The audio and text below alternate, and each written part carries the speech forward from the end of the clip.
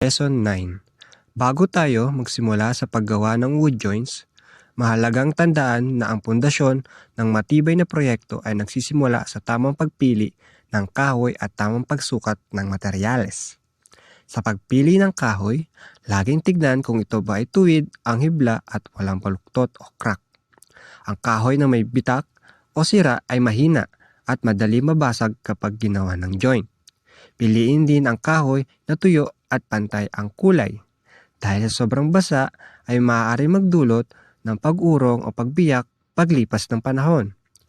Kapag handa na ang kahoy, mahalaga naman ang eksaktong pagsukat. Gumamit ng measuring tape or ruler para sa haba at lapad, at tri-square para maktiyak ang tamang 90-degree angle. Kung gagawa ng diagonal o kakaibang anggulo, gamitin ang sliding T-bevel para makuha ang eksaktong sukat. Tandaan, kahit maliit na pagkakamali sa sukat, kahit kalahating sentimetro lang, ay maaari magdulot ng maluwag o masikip na joint. Kaya bago putulin ang kahoy, siguraduhin muna na doble ang pag-check sa sukat.